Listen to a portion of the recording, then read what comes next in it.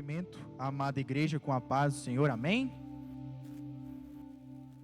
Novamente é privilégio que o Senhor me dá em estar compartilhando a mensagem que Ele colocou no meu coração com os irmãos.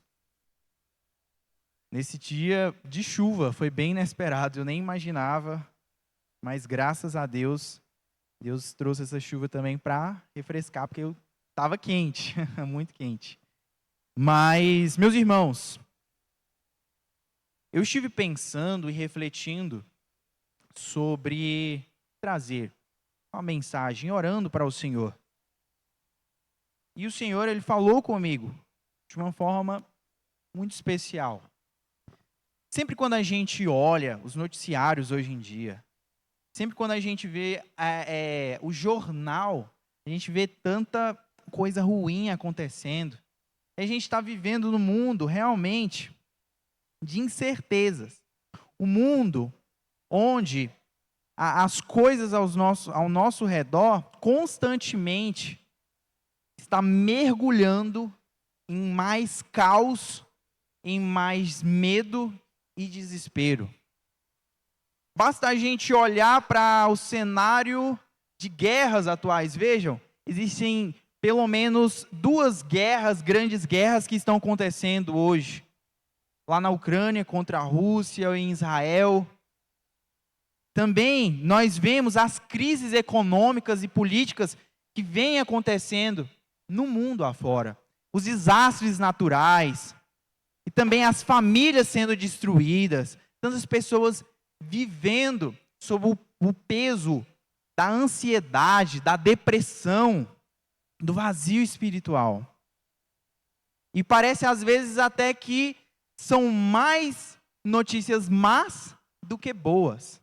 E aí a gente se pergunta, as pessoas se perguntam, onde é que está a saída? Onde é que eu vou encontrar um alívio, uma esperança diante de tanto medo?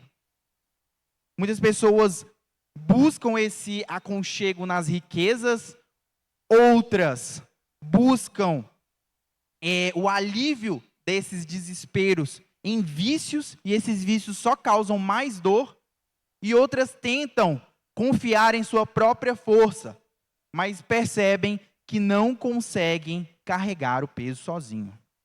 Mas hoje, meu irmão, eu queria dizer que, mesmo quando tudo ao nosso redor parece perdido, há uma verdade que permanece, que Cristo é a nossa esperança. Que Jesus é a esperança dos desesperançados. Jesus é a esperança.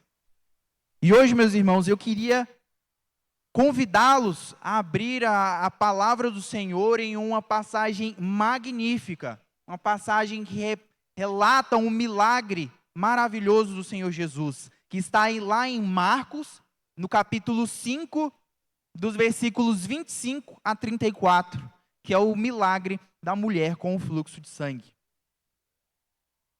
Vamos abrir então, não sei se vai ser projetado. Vamos lá, vamos ler. Diz o seguinte: aconteceu que certa mulher que havia 12 anos vinha sofrendo de uma hemorragia. Muito padecera à mão de vários médicos, tendo despendido tudo quanto possuía, sem contudo nada aproveitar. Antes, pelo contrário, indo a pior, tendo ouvido a fama de Jesus, vindo por detrás dele, por entre a multidão, tocou-lhe a veste. Porque dizia: se eu apenas tocar as vestes, ficarei curada. E logo se lhe estancou a hemorragia e sentiu no corpo estar curada do seu flagelo. Jesus, reconhecendo imediatamente que dele saíra poder, virando-se no meio da multidão, perguntou: quem me tocou nas vestes? Responderam-lhe seus discípulos: vês que a multidão te aperta e dizes: quem me tocou? Ele, porém, olhava ao redor para ver quem fizera isso. Então a mulher, atemorizada e tremendo, cônscia do que nela se operara, veio, prostou-se diante dele e declarou-lhe toda a verdade. E ele lhe disse: filha, a tua fé te salvou. Vai-te em paz e fica livre do teu mal. Glória a Deus.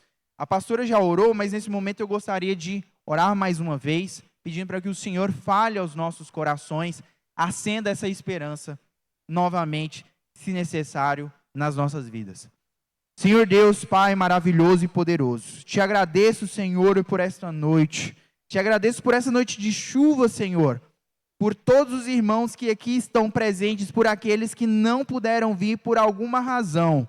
Ó Deus, que a tua palavra agora seja ministrada aos nossos corações de uma forma eficaz e efetiva, não pelo que eu entendo, o que eu acho, mas por aquilo que vem do teu trono para nós, Senhor. Te peço, Senhor, que a tua palavra seja, ó Deus, direcionada de uma forma, ó Pai, íntima, pessoal, mas também coletiva, Senhor Jesus. Que o teu Santo Espírito esteja livre e os corações abertos, ó Pai, para que essa palavra frutifique e que toda a ação do inimigo, ó Deus, tudo aquilo que tente distrair ou tirar fora do foco ou propósito do Senhor cai agora por terra, mas que estejamos plenos e unidos, ó Deus, agora neste propósito, ó Deus, em conhecer da tua palavra e glorificar ao Senhor, Pai. Em nome de Jesus, amém.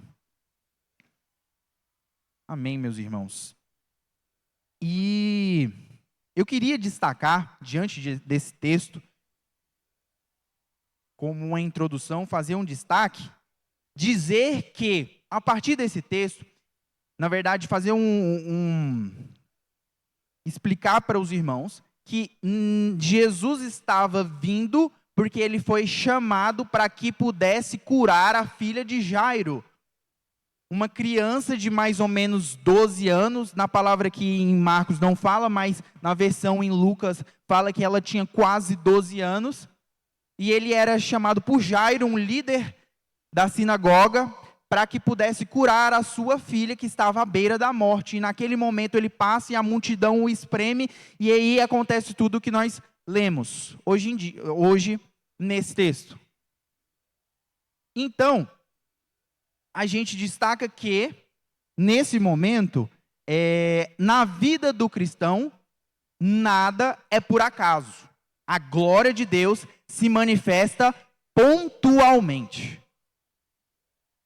E percebam nesse texto, como eu disse, Jesus estava a caminho de operar um milagre na filha de Jairo.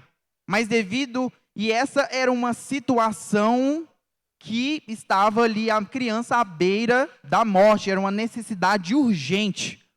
Mas no meio do caminho houve uma interrupção. Aconteceu uma mulher que não era aguardada, ela não era notada, ela era esquecida, toca nas vestes de Jesus e muda o rumo daquele momento. Mas eu digo hoje, meu irmão, que na agenda do Senhor não existem interrupções, mas existem propósitos. Aquilo que para Jairo parecia ser um atraso, na verdade era a manifestação perfeita da glória do Senhor. Não foi por acaso que o Senhor Jesus passou naquele lugar. Não foi por acaso também que Jairo esperou o milagre da mulher para depois ser operado o milagre na sua filha. Ambos aprenderam, tanto Jairo como aquela mulher, receberam a bênção do Senhor, o milagre, e também testemunharam, foram testemunhas oculares da manifestação pontual da glória de Deus. Porque Jairo viu o Senhor operando um milagre simplesmente com uma mulher que toca a sua veste, a veste de Jesus. E naquele momento, na verdade depois, um dos seus servos fala que a sua filha morreu, mas o combustível para ele continuar crendo, possivelmente foi ver Jesus operando um milagre ali na sua frente. Perceba, aquilo não foi também somente para a mulher receber a bênção, mas foi para que Jairo também pudesse ser testemunha e que a sua fé e confiança permanecessem abalados em Jesus. E nesse sentido, nós entendemos que uma criança de quase 12 anos e uma mulher que há 12 anos tinha esse problema, não tinham nenhuma conexão. As histórias delas eram completamente separadas, sem conexão, mas que um ponto elas tinham em comum: o encontro com Jesus, que transformou as suas histórias. E é por isso que Deus sabe unir histórias para manifestar a sua glória de maneira que nenhum de nós poderia imaginar. Esse é o poder de Deus. O Senhor, Ele nunca está atrasado para nada. A sua ação, a sua manifestação é totalmente pontual. E às vezes nas nossas vidas, nós pensamos que o milagre, ou que o Senhor está demorando para fazer algo que eu pedi, mas não. O Senhor, Ele sabe o momento certo. E Ele não está distante ou apático daquilo que nós estamos pedindo. E ali foi mostrado para aquela mulher que os seus dias, os seus anos de sofrimento não passaram despercebidos, mas foram pontualmente manifestado a glória de Deus naquele momento certo. E o que parece um atraso para nós é o tempo perfeito para Deus manifestar sua glória. Amém? E a partir desse texto, então, eu gostaria, meus irmãos, de destacar agora 4 etapas passadas por essa mulher que nos ensinam hoje. 4 etapas que ela percorreu na trajetória desse texto, que nos ensinam de uma maneira especial em relação à nossa esperança, que é o Senhor Jesus. Em primeiro lugar, essa primeira etapa evidenciada no texto é uma vida marcada pela dor e pelo desespero. Nos versículos 25 e 26 diz: E certa mulher que havia 12 anos tinha um fluxo de sangue, que havia padecido muito com muitos médicos e despendido tudo quanto tinha, nada lhe aproveitando, antes indo a pior. Percebam a situação dessa mulher. Ela carregava uma dor que não era simplesmente física, não era apenas a questão daquele fluxo de sangue contínuo, mas era também uma questão emocional, uma questão social e uma questão espiritual, porque eram 12 anos de rejeição. Naquela época, as mulheres, quando passavam pelo seu ciclo menstrual, elas eram consideradas, naquele momento, impuras. Então, durante todo aquele tempo, ela era tratada como impura. E para ela, aquilo não era apenas uma doença, mas era uma sentença de exclusão na vida dela. Imaginem como era a sua rotina. Ela não podia tocar as outras pessoas, ela não podia ir ao templo. Ela era totalmente rejeitada. A situação dela era uma vida marcada pela dor e pelo desespero. Sua condição, naquele momento, ela tinha gastado tudo o que tinha com médicos e com tratamentos e nada tinha adiantado. O texto destaca que, na verdade, tinha antes indo a pior. Parecia que ela tinha chegado ao fundo do poço. Mas uma coisa que eu destaco, algo que eu destaco hoje é que, às vezes, o Senhor nos deixa, ou melhor, permite que nós cheguemos ao fundo do poço, mas para que a gente finalmente olhe para Ele. Aquela mulher passou por vários médicos e tratamentos, gastou tudo, para depois buscar a Jesus. E Deus, quando nos permite passar por isso, não é porque Ele quer que nós soframos. Pelo contrário. Ele quer e sabe que muitas vezes é ali no fundo do poço que nós vamos abrir os nossos olhos e ver quem Ele realmente é. Um Deus que salva, um Deus que restaura, um Deus que transforma e um Deus que nunca abandona. É nesse lugar, às vezes no fundo do poço, na pior das piores situações, que nós, em nossas vidas, o nosso orgulho cede espaço para a humildade, e aí a nossa visão, que era antes limitada, passa a ser uma visão do Senhor. Nós somos transformados.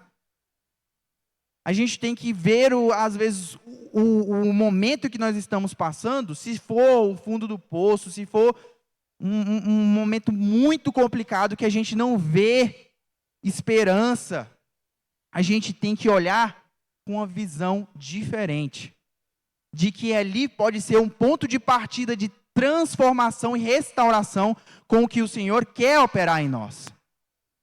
É nesse momento que as nossas forças esgotam e nós percebemos que nós dependemos totalmente do Senhor. Não vai ser pela nossa força. A gente não tem forças suficientes para conseguir superar. E é preciso chegar ao fim das nossas forças mesmo. Em alguns momentos, o Senhor permite que isso aconteça, para que a gente perceba que é na força do Senhor que nós encontramos vitória. É na força do Senhor que nós encontramos transformação e esperança. Pois o Senhor, Ele não ignora as nossas lágrimas. O Senhor, Ele não é indiferente à nossa dor, mas Ele quer que nós olhemos cada detalhe. E às vezes na nossa situação, não olhe para nós mesmos, não olhe para a força do braço, para a riqueza, mas olhe única e especificadamente para Ele. Porque é dele que vem o nosso socorro e o nosso acalento. Então esse é a primeira etapa, a primeira situação vivida pela mulher a partir do texto. Em segundo lugar, a segunda etapa vivida por ela é a esperança que renasce ao ouvir falar de Jesus. O texto diz o seguinte, no versículo 27. Quando ouviu falar de Jesus, veio por detrás, entre a multidão, e tocou na sua roupa.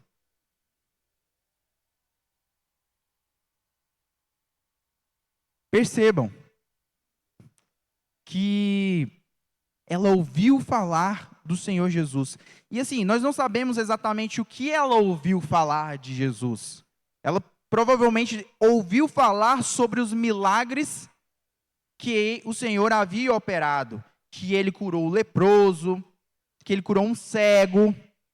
E aquilo foi uma faísca para a chama da esperança, da confiança e da fé no Senhor para aquela mulher. Por isso, meus irmãos, percebam a importância do nosso testemunho, da nossa boca em exaltar e engrandecer o nome do Senhor para outras pessoas, em falar e bem dizer aquilo que o Senhor faz e quem o Senhor é para os nossos irmãos, para as pessoas do nosso convívio. Porque isso pode ser um instrumento para acender essa esperança nos desesperançados, acender a chama da esperança naqueles que muitas vezes desistiram. Veja a importância de você testemunhar, de você em todo um momento estar exaltando o nome do Senhor.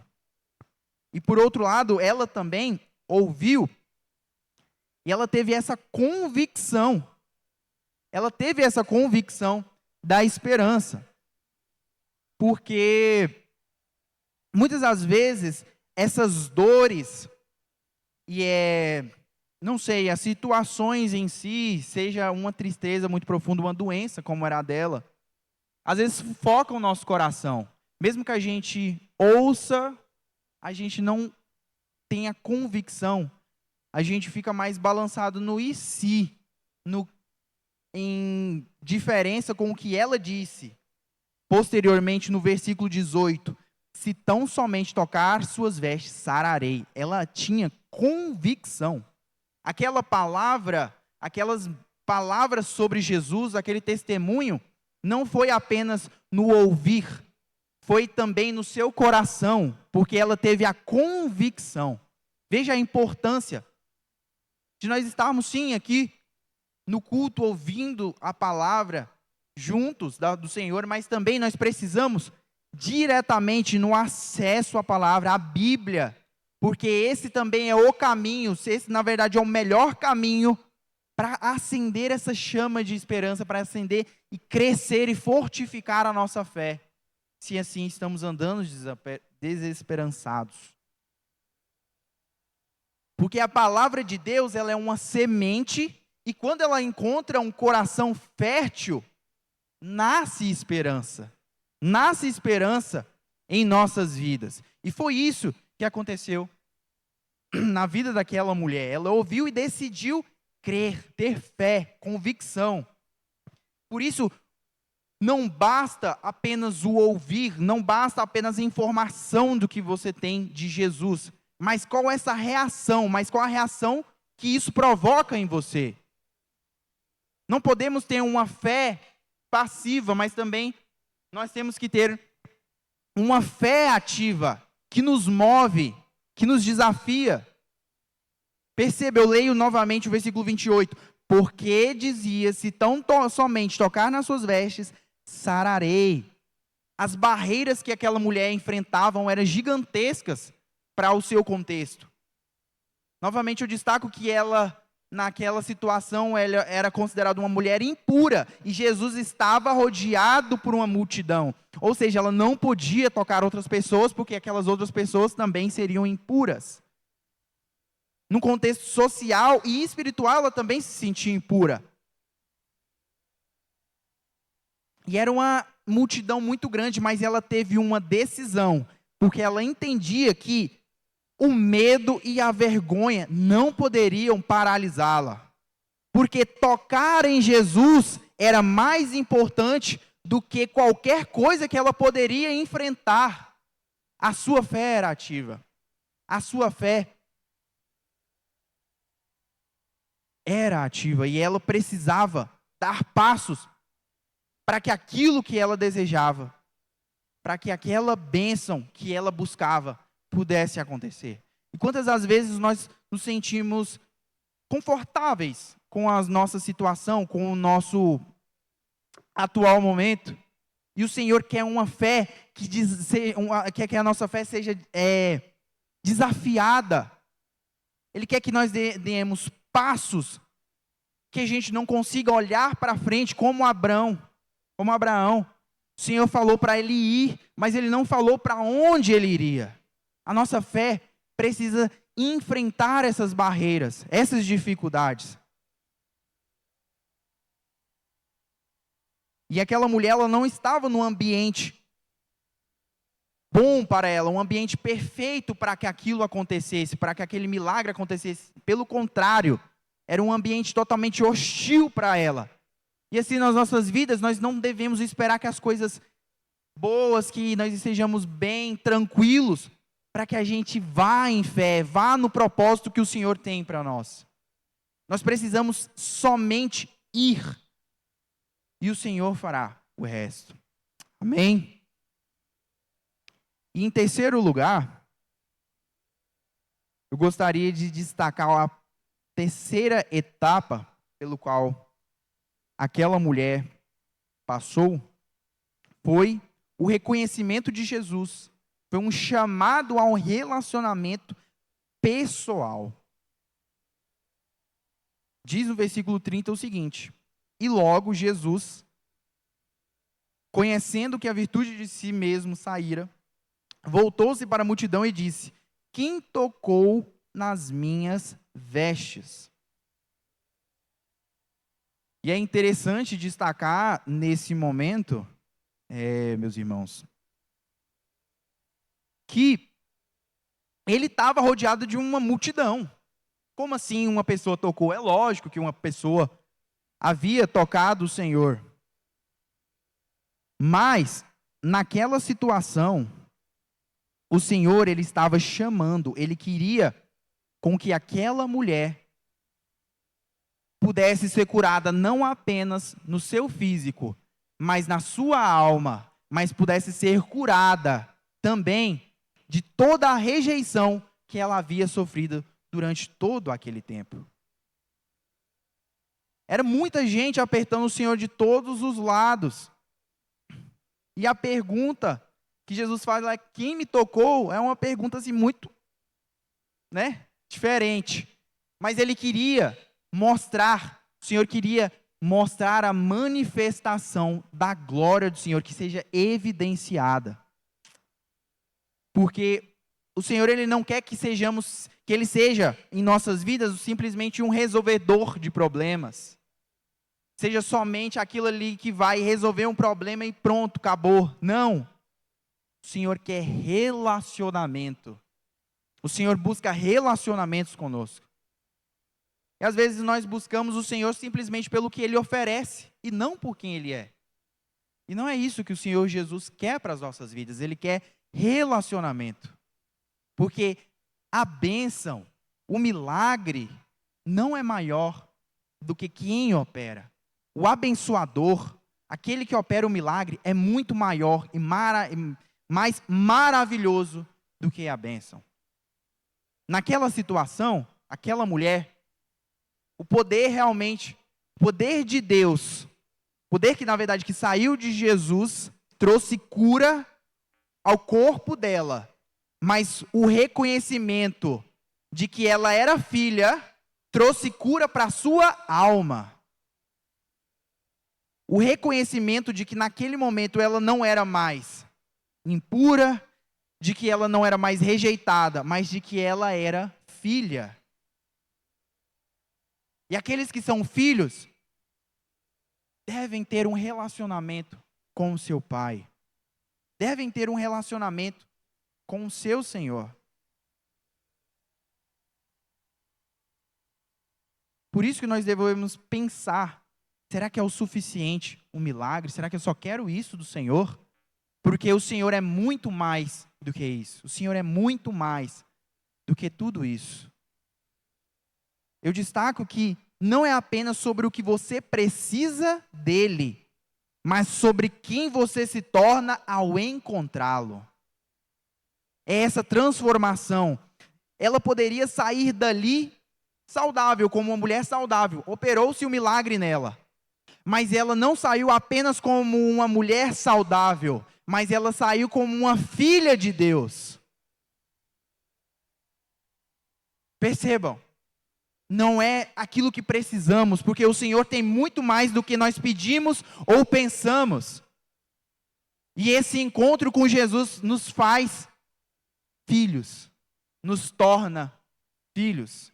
E o que importa em si é encontrá-lo.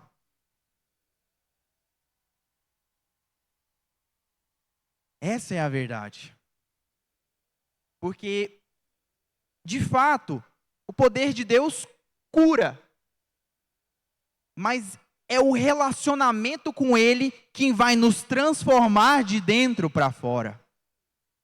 O milagre pode sim ser operado, mas é através de um relacionamento com o Senhor que haverá uma transformação genuína. Não apenas do físico, mas do emocional, do espiritual. E hoje Jesus nos chama para isso. Para que Ele não seja simplesmente um resolvedor de situações, mas a razão do nosso viver. É isso que Ele quer para as nossas vidas. E por fim, eu destaco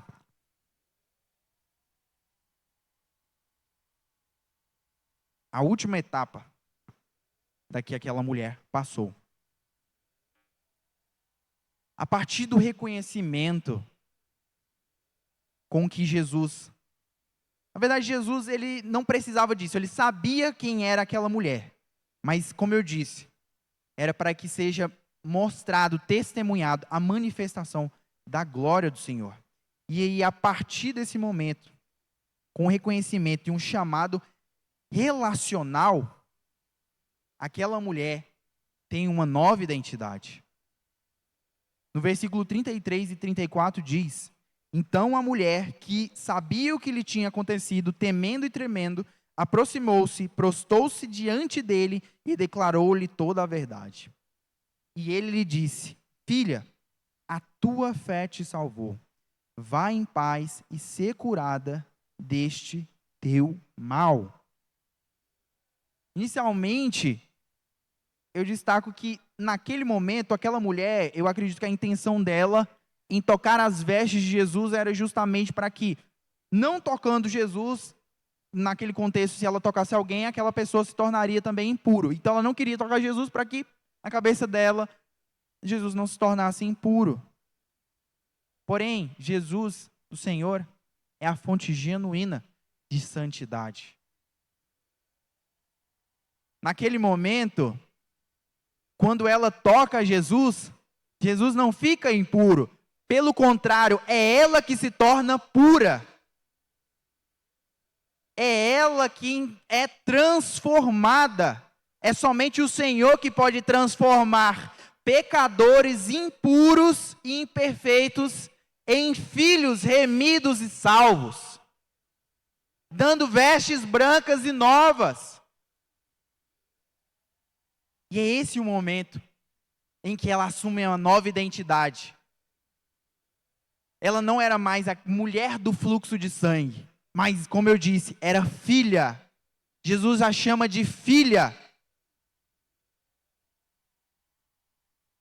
Ela era rotulada, ela era rejeitada.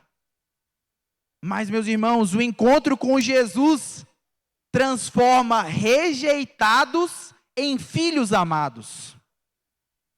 Essa é a verdade para as nossas vidas. Antes rejeitados, nós não devemos olhar para o passado, olhar para os rótulos que nos foram dados, porque hoje o Senhor nos chama de filhos, nos chama de irmãos, de salvos, remidos pelo sangue de Jesus. Hoje nós assumimos uma nova identidade, uma identidade que não é eu quem estabeleço, mas é o próprio Deus quem fala quem eu sou. E aquela mulher, ela poderia mentir, ela poderia não ir, porque Jesus pergunta, quem me tocou? Ela poderia simplesmente sair dali e pronto, ela já ganhou a bênção e sair, mas ela preferiu aquela fé, como eu disse, uma fé ativa, que crê. Ela teve a coragem de assumir, foi eu quem toquei. E essa confissão trouxe para ela uma nova identidade, trouxe libertação. Porque essa confissão diante de Jesus não trouxe condenação, mas liberdade.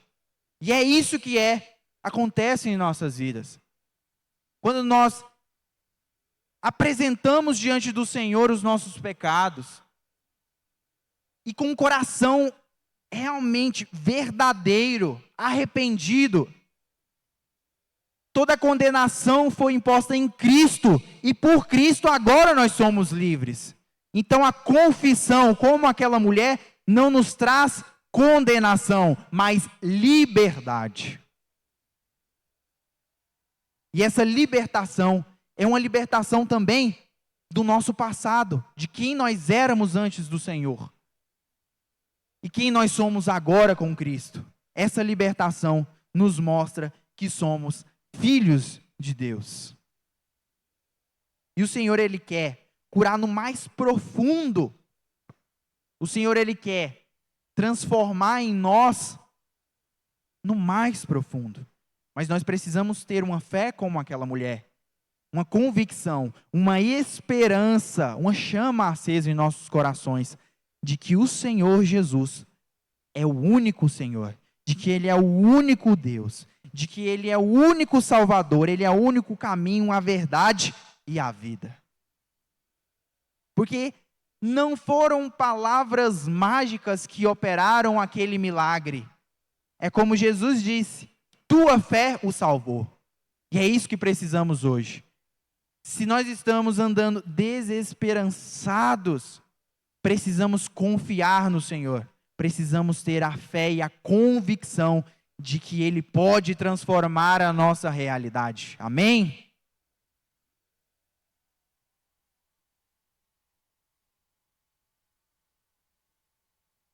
E é isso, meus irmãos, que hoje eu gostaria de explanar em relação àqueles que andam desesperançados, que saibam que o Senhor Jesus é a nossa esperança. E como conclusão, eu já chamo os irmãos para que possam ficar de pé, para que a gente possa orar, e eu gostaria de dizer como conclusão, e após isso, já orarmos, dizer que onde a medicina falha, onde as pessoas desistem, onde tudo parece perdido, Jesus entra como a resposta, como a esperança para os desesperançados. Jesus é a nossa esperança, meus irmãos, amém? Senhor Deus, Tu és a nossa esperança, Senhor. Ó Pai, nós podemos colocar, ó Deus, a esperança nas riquezas, nas nossas próprias forças, mas, ó Deus, claramente nós cairemos e nos frustraremos, Senhor.